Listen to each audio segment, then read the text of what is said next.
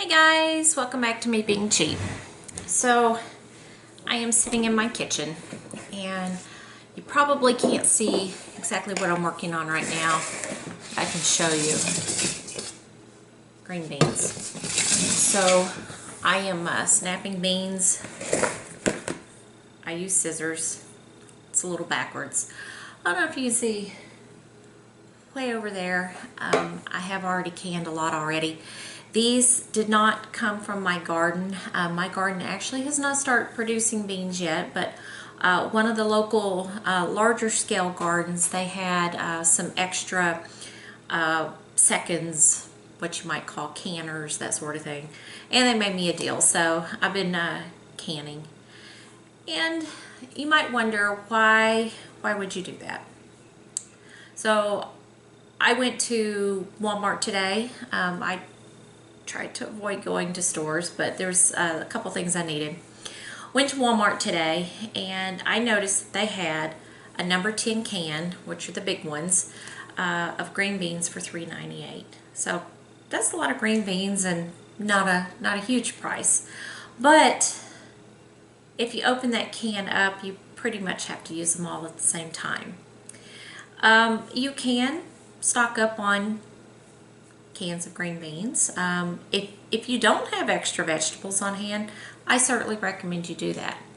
But why would I take the time to do this? Well, I think that it's actually important that we work on some of our skills, such as gardening, food preservation, and what have you. So I know with the health crisis that's been going on, other things as well, if you look at some of the shelves from time to time, some of the products are actually gone. And I have to see if I can pull this picture up on my phone today. I was out of a spice, and it's not one that you keep a lot of on hand because it's not one that you use a lot. And I was at the spice aisle in Walmart. I'm in South Central Kansas, and I don't know if this is showing up or not. It was empty. I mean, a lot of the shelves were just empty. And some of them, they maybe only had one or two items. So, I don't know. And I've just seen that over and over again, just paying attention when I do have to go in there. I also try to order things off of like Walmart.com, Amazon, even some of the things I've ordered at Amazon, like as a standing order, I've gotten emails saying that they're no longer available. And they don't know when they're going to have them back in. So that's got me a little bit leery. And I can live without toilet paper, but I can't live without food, and you can't live without food either. So do what you can to get a surplus on hand so that when you need something, if the store doesn't happen to have it this day, this week, this month, whatever, that you've at least got something. So I am working on my food preservation skills. We are working on our gardening skills. It's not the greatest, but we're working on it.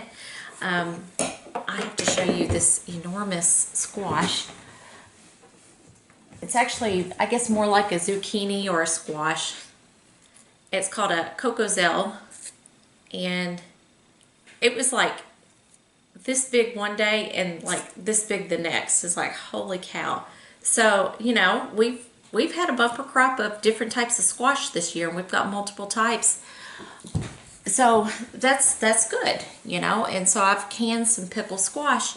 The pickled squash is quite tasty, but you don't want to eat that every day. And you know, it does have sugar in it, so I mean, it's more of a treat or a little side dish. It's not something you'd like just open up a huge jar of pickled squash and eat that.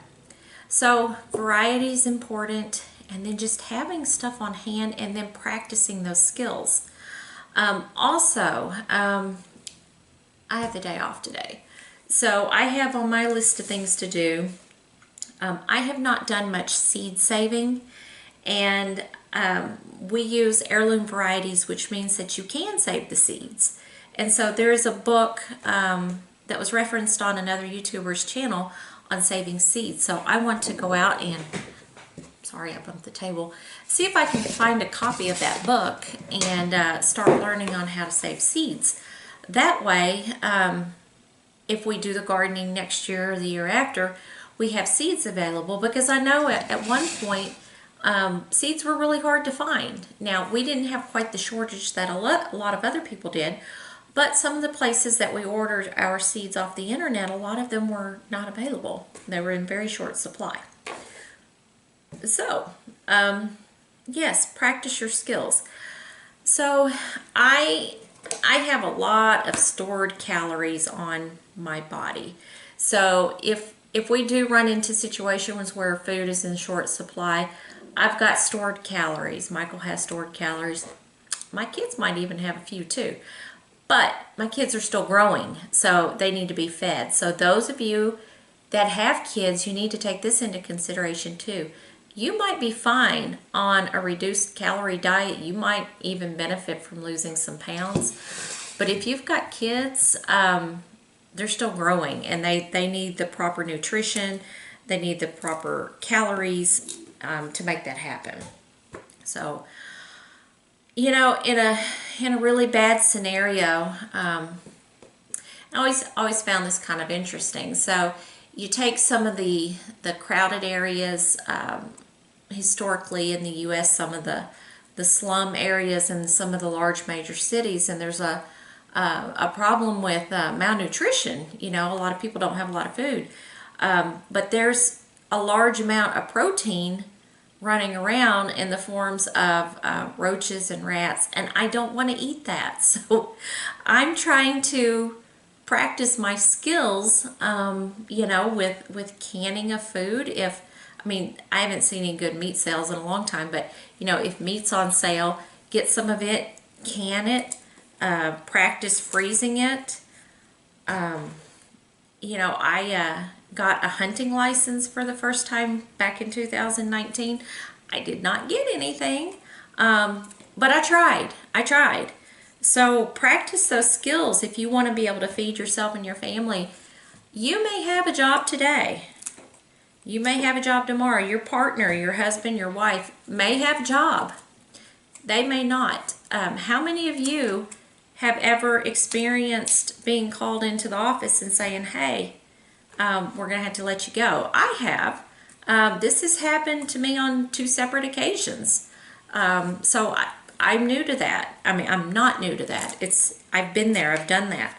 So I encourage you, in the event of job loss, and we know a lot of people are out of jobs right now just because the way things are going. But get your debts paid off so that if you do lose your job, it's not that big of a deal, that you're not going to lose everything that you have. So right now, if I were to lose my job, I own my house free and clear, all the vehicles, and we look like a used car lot out there. They're paid off. They're not the greatest. If I had to take them and sell them for something, I'm not going to get anything for them because they're old and worn out, but they still work, mostly. That's another story. I've got to figure out what to do with that Suburban. So, get your stuff paid off. If it's something that's not essential, sell it and use that money to pay off your other stuff. And then practice. What would it be like if I lost my job, or if my husband lost his job? Could we make it? And try to trim your expenses. Start living on less, get your debts paid off, and then practice living a frugal lifestyle so that when the economy takes a turn, or certain things are just not available just because, that you're not freaking out, that you're able to cope. So this old house here, I've been in it over 20 years, and it didn't have air conditioning. And like right now, I don't have the air conditioning on. I don't like it. I don't like the way it makes me feel. If I get too cold, it's almost like it gets down into my bones and I cannot get warmed up. I will turn the air conditioning on when there's other people here though, because I know that they get uncomfortable. There are some people that keep their air conditioning clear down in the 60s, and that is like way too cold. Very uncomfortable for me. And that also costs a lot of money. So I encourage you to take baby steps. You know, maybe turn that thermostat up. So if you are one of these people that have to have the air conditioner on 65 and you're like, oh, I can't do without that. There may be a time that you are forced to do without it. Either your air conditioner breaks and there's no parts, or the people that repair air conditioners aren't working. I don't know, maybe they have a union and they strike. Maybe there's not power available. You know, I've been in this house before, and we've actually had ice storms that wiped out the grid for quite some time. And then local to my house, some of the wiring on the outside, it was trashed. And because it was such a disaster, you know, it couldn't be repaired right away. So, you know, I did without power one time for 9 days, you know. So that's always a consideration. You might have a job, you might be able to pay for it, but there may be circumstances beyond your control in which you don't have it, you don't have access to it. So yes, please try to start conditioning yourself for these things, for doing without. Condition your family as well. Now, my kids may not know it, but I think that they're probably a little bit more conditioned than some of their peers, because of the fact that when I do run the air conditioner here, it's not down in the 60s. For one, that's wasteful. You can also set up a fan and be more comfortable, you know, if you need that cold air moving on you. Other things, so make your house to where you can do these things. So get experienced with raising the windows and proper position of fans. There's an old video, probably one of the first videos that I did, on where to put the fans in the house to maximize the airflow to cool your house off. So learn these things. Let's see, what else was I going to talk about today? Day off from work and canning beans. So that's the thing. Right now with the current health challenge, there's not a whole lot of stuff that's open. And not a lot that I'd really want to do right now. So I do take the day off just to get caught up on some things and kind of decompress. You know, it's actually pretty relaxing sitting here. I've got a TV over there, so when I'm not filming, I can actually just sit there and watch YouTube videos and kind of catch up, see what other people are doing. Let's see, what else?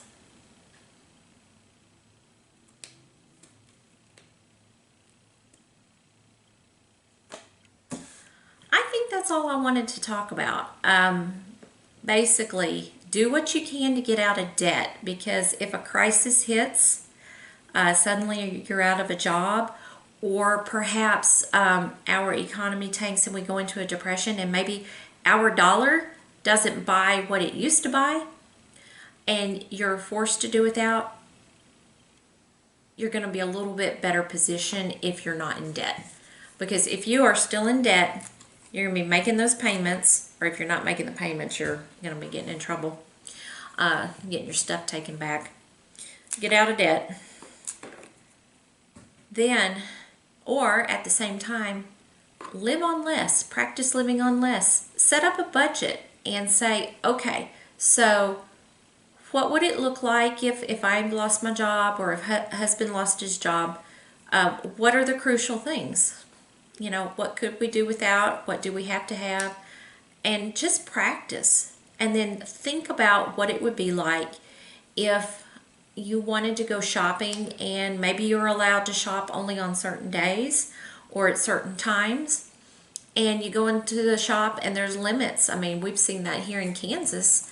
Our local affiliate for Kroger had some limits on On some of the sanitizing products, toilet paper when they had it, or when they had the shortage. I haven't seen a shortage of toilet paper in a while. And then meat products, there's been some limits on that. And I haven't been to the store in a while, so I can't tell you if that's still going on.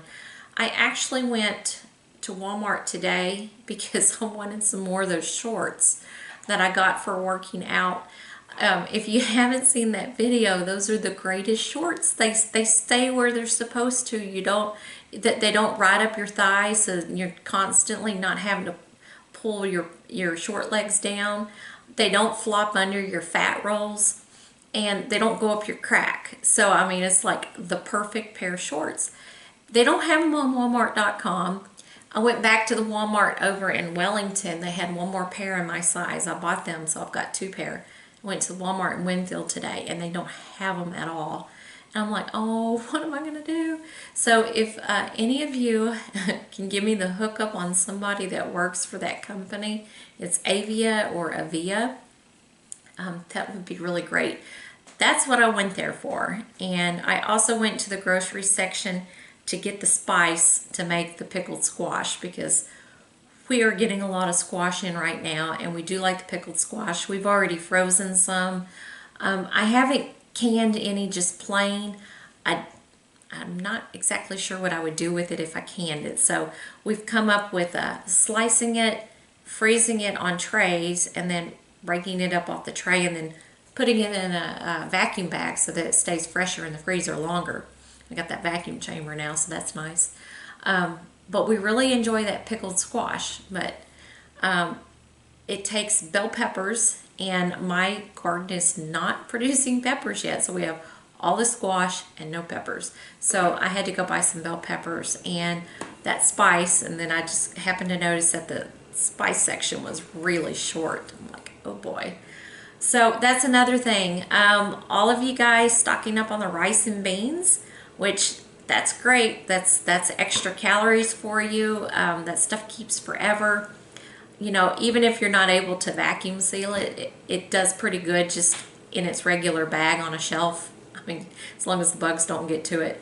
But if you don't have anything to season that stuff with, it's pretty bland and gross. So if you are stocking up on rice and beans, better get yourself some condiments or some spices to go with it, because it can be pretty gross by itself. I could do the rice by itself. I wouldn't enjoy it, but I could do it.